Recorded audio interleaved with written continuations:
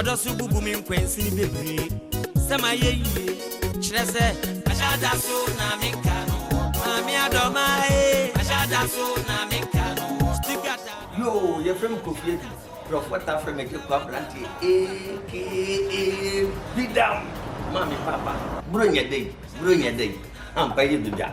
A day, January, me patch 1st January 2023, I'm by you do that. Nani you can see him, a chessy or Bruman, cry at 2 would say Kyeremasu,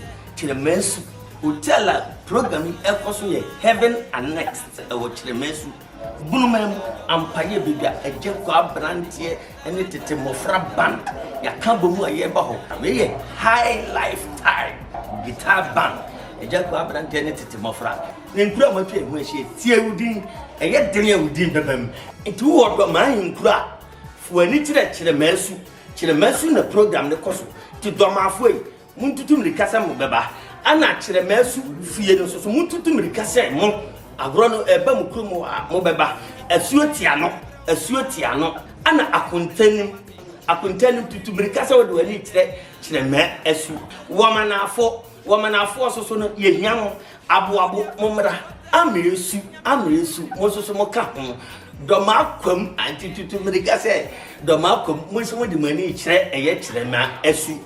ana wanfie babia agya mo wono hoso se yeba enti montutum rikase yeba mun nyina fo mani nkire eye Kyeremasu efie hon na program ne koso enti doma east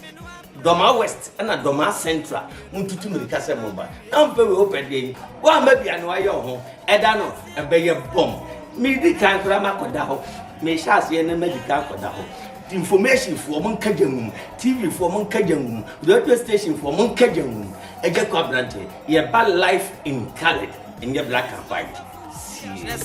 ashada so na minka no mami adoma